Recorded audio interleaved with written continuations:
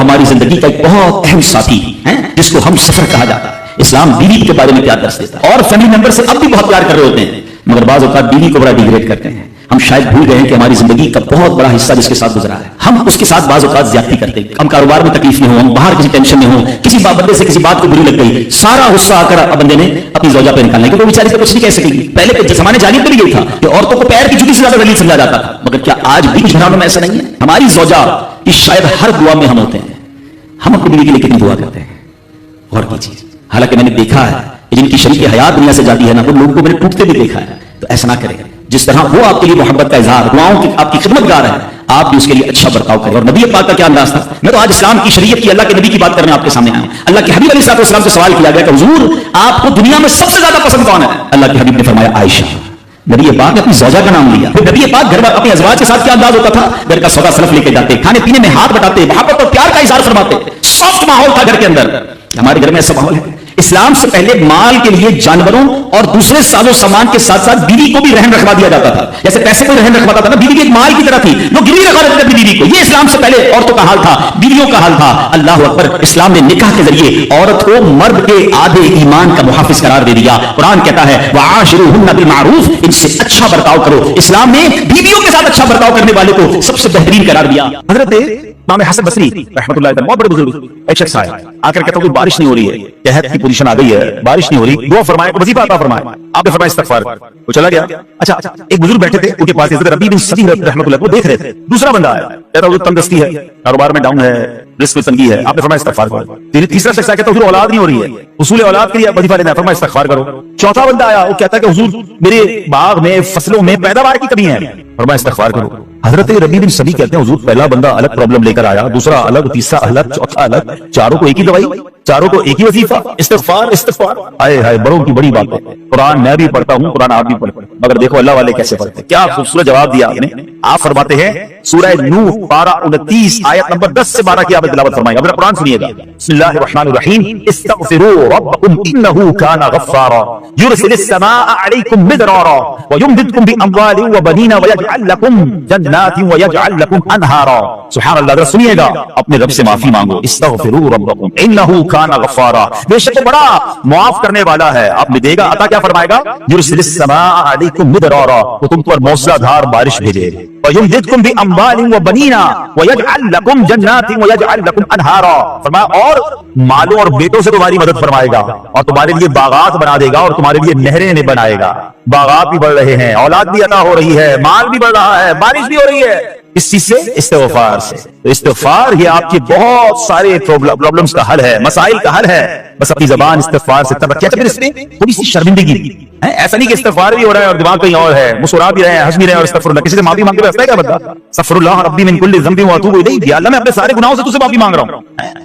बहुत सारे इस्तगफार के सीखे हैं। अस्तगफिरुल्लाहल अज़ीम मिन कुल्ली ज़ंबिन अज़ीम, ऐ अल्लाह मैं तुझसे इस्तगफार करता हूं, वो रब जो बहुत अजीम है, अपने सारे बड़े गुनाहों से मैं इस्तगफार करता हूं। अलग अलग अलग सीगों से अल्लाह की बारगाह में इस्तगफार करें। हो सके तो कभी गुनाह याद आए तो आंसू भी बह रहे हो, मगर ये इस्तगफार अल्लाह को बड़ा पसंद है, माफी रब को बहुत पसंद है। अबू लैस समरकंदी रहमतुल्लाह अलैह लिखते हैं, पिछली कौमों में एक शख्स था, उसने बहुत गुनाह किए थे।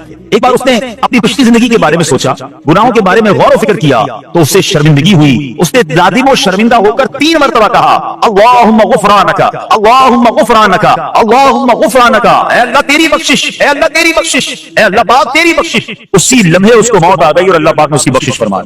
आइए हम भी पढ़ लेते हैं, अल्लाहुम्मा गुफरानका, अल्लाहुम्मा गुफरानका, अल्लाहुम्मा गुफरानका।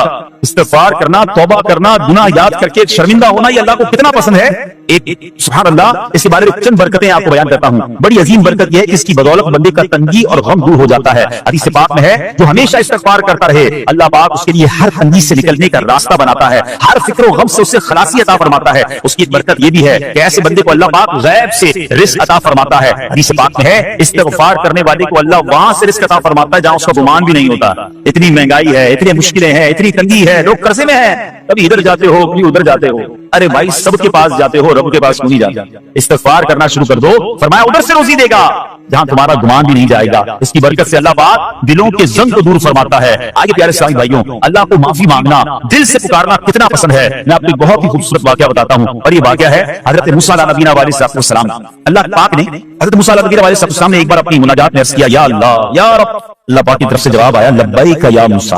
आपने अर्ज़ किया, अल्लाह तू मेरा मालिक है, तू तो खालिक है, मैं तो तेरा बंदा हूँ। इरशाद हुआ, मुझे ये पसंद है कि जब मुझे कोई मेरा बंदा या रब पुकारे तो मैं उससे लब्बैक कहकर जवाब। अल्लाह फरमा रहा है, मूसा ने अर्ज़ किया, या रब क्या ये हर मुती बंदे के लिए है? क्या हर नेक आदमी के लिए ऐसा है कि जब तुझे वो पुकारे तो तू लब्बैक फरमाता है? सुनो, अल्लाह फरमाता है हाँ, बल्कि हर गुनाहगार बंदे के लिए भी है। तो मूसा ने अर्ज़ किया, अल्लाह फरमा बरदार तो तेरी इताअत करता है, वो बात तो समझ आ रही है, गुनाहगार पर ये करम किस वजह से? अरे हाय, सुनो मेरे रब कैसा करीम है। फरमाता है, मूसा अगर मैं भलाई करने वाले को उसकी भलाई का बदला दूं और बुराई करने वाले पर उसकी बुराई की वजह से एहसान न करूं तो मेरा जुदो करम कहां जाएगा? अल्लाह फरमाता है, मेरा फिर करम, मेरी रहमत किस लिए है? बुराई करने वाला भी, गुनाह करने वाला भी मुझे पुकारता है, मैं उसे भी लब्बैक कहकर जवाब देता हूं। हजरत मूसा अलैहिस्सलाम को एक बार वही नाज़िल हुई कि मूसा फलां इलाके में जाओ, हमारा एक नेक बंदा का इंतकाल हो गया है, जाकर उसको गुस्ल दो, उसको कफन दो और उसका जनाजा। हजरत मूसा वहां पहुंच गए और जब वहां जाकर आपने लोगों से कहा कि मुझे फलां बंदे के पास ले जाओ जिसका इंतकाल हुआ है, मुझे गुस्ल देना है, कफन पढ़ना है, जनाजा पढ़ना है। लोगों ने कहा, हजरत ये तो जमाने का गुनाहगार, बड़ा बेहुदा, बड़ा बदकार शख्स था, आपको रब का हुक्म था, आपने गुस्ल भी दिया, कफन भी पहनाया, जनाजा भी पढ़ा, फिर रब की बारगाह में अर्ज़ की, मौला बंदे तो ये कह रहे हैं ये तो बहुत बुरा आदमी था, तूने मुझे भेजा और फरमाया तेरा प्यारा बंदा, मैंने जनाजा भी पढ़ दिया, गुस्ल और कफन भी दिया। फिर आप सोचें कि किसी का जनाजा हजरत मूसा पढ़ दें तो उसकी तो बख्शिश का तो कोई मसला ही कोई नहीं ना, वो तो अल्लाह के नबी जिसका जनाजा पढ़े गुस्ल दे, तो या अल्लाह तूने ऐसा इंतजाम फरमा दिया। रब करीम की तरफ से पता क्या जवाब आता है? अल्लाह फरमाता है, ऐ मूसा, बंदे सच कहते हैं कि बंदा वाकई बड़ा गुनाहगार था। जो इलाके वाले शहर के लोग कह रहे हैं ना, ठीक कह रहे हैं, ये बंदा था ही ऐसा। अल्लाह जब इतना गुनाहगार, इतनी बड़ी मेहरबानी किस वजह से? इरशाद हुआ, ऐ मूसा, इस बंदे ने मरने से पहले मुझसे 5 कलिमात के जरिए बात की, मुनाजात की, मुझे पुकारा, 5 सेंटेंस थे, 5 कलमे थे, और ऐ मूसा इसकी वजह से मैंने उसकी मग़फ़िरत फरमा दी। हज़रत मूसा कहते हैं, या अल्लाह वो 5 कलमे तो बता दे, वो 5 कैसे जुमले थे कि इलाके में सबसे मशहूर बदकार और उसका इंतकाल हो तो रब मग़फ़िरत भी फरमाए और अपने नबी को फरमाए जाके जनाजा पढ़ो। तो आपने कहा, या अल्लाह वो 5 कलिमात बता दे। आप ये 5 कलिमात सुनिएगा, एक्चुअली जो बात समझनी है ना, इस्तिग़फ़ार है क्या, माफी मांगना है क्या, तौबा क्या है? अल्लाह फरमाता है कि हमने सुना कि जो बंदा अल्लाह से इस्तिग़फ़ार करता है, अल्लाह उसे देखकर मुस्कुराता है। इसकी वजह यह कि बंदा रब की बारगाह में अपने आप को सरेंडर करता है, अपने गुनाह याद करता है, अपनी कम मायगी का इज़हार करता है। वो कहते हैं अन्नदब तौबा, शर्मिंदगी तौबा। शर्मिंदा हो जाए ना इंसान, दुनिया में पता क्या मामला, हम किसी अदालत में जाकर कहते हैं हमने जुर्म किया, इकबाल जुर्म, तो क्या होता है? जज कहता है फिर इसको गिरफ्तार करो और सजा सुनाओ, बंदा खुद ही मान रहा है, गवाहों की जरूरत क्या है? दुनिया की अदालत में इकबाल जुर्म पर सजा मिलती है। मेरे रब की रहमत की अदालत देखो, बंदा वहां जाकर इकबाल जुर्म कर ले, शर्मिंदा हो जाए, माफी मांग ले, अल्लाह उसके सारे गुनाह माफ फरमा देते। ये फर्क है दुनिया वालों में और रब की अदालत में। सुभान अल्लाह। वो हज़रत मूसा कहते हैं, अल्लाह वो 5 कलमे बता, और बताए गए तो 5 कलमे सुनिएगा जरा। वो बंदा कहता है मरने से पहले, ऐ रब तू जानता है मैं नेकों से मोहब्बत करता हूँ अगरचे खुद नेक नहीं। या रब तू जानता है मैं फासिकों से बुग़्ज़ रखता हूँ अगरचे मैं खुद फासिक नहीं। समझ रहे बात? अल्लाह नेकों से प्यार करता हूँ, मुझे पता है मैं खुद नेक नहीं हूँ, मैं गुनाहगारों से नफरत करता हूँ, हालांकि मैं खुद भी गुनाहगार हूँ, कहीं भी अपनी बनाई नहीं है, मैं गुनाहगार, मैं बदकार, मगर अल्लाह मैं प्यार करता हूँ नेक लोगों से। तीसरा जुमला क्या था?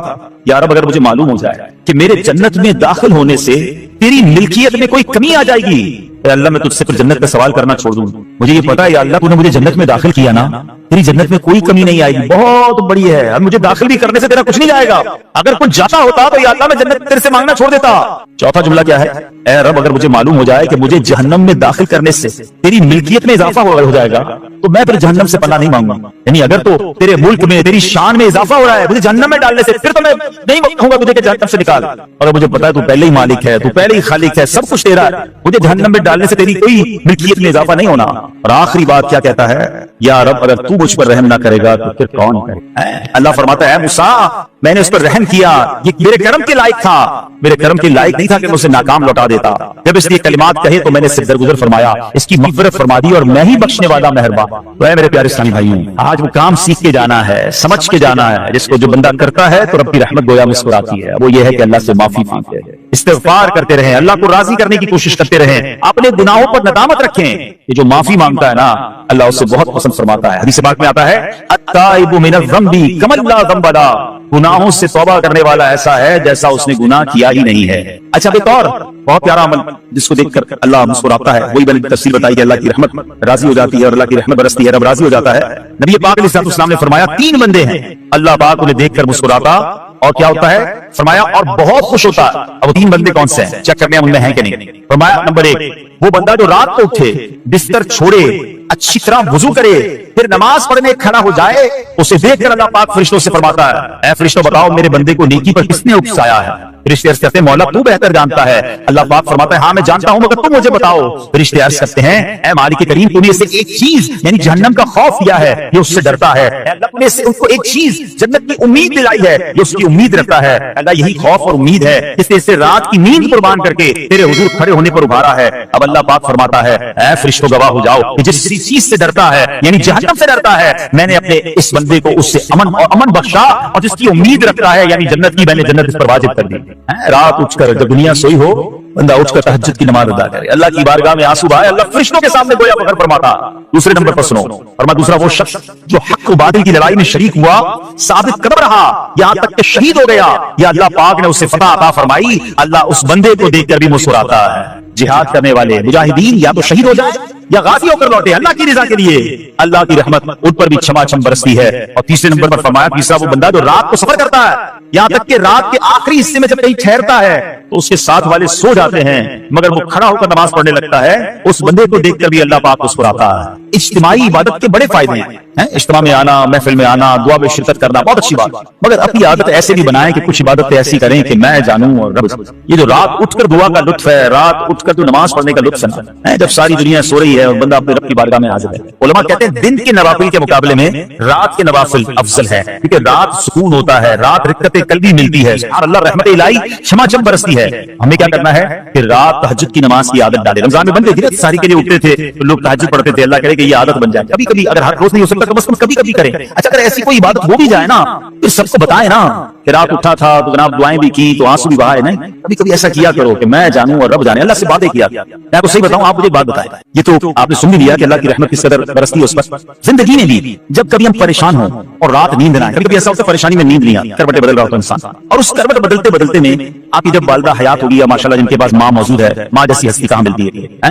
ایک بار اور سن لو, دنیا کی بہت ساری چیزیں میرے اور آپ کے پاس ہیں جو ریپلیسیبل ہے, جو بدلی جا سکتی ہیں. موبائل فون لیتے ہیں بڑی خوشی سے لیتے ہیں, مگر نیا ماڈل آتا ہے تو لوگ بدل دیتے ہیں. سواری لیتے ہیں بڑی خوشی ہوتی ہے, مگر جب نئی سواری آتی ہے تو ریپلیس بدل دیتے ہیں. ماڈل نیا آ گیا بھائی, اب وہ پرانی لگتی ہے. اور یاد رکھو ماں باپ چلے جائے نا اس کے بعد ماں باپ دوبارہ نہیں ملتے, ان کا کوئی نیا ورژن یا نیا ماڈل نہیں ہے تو ان کی قدر کر لو, ان کی دعائیں لے لو.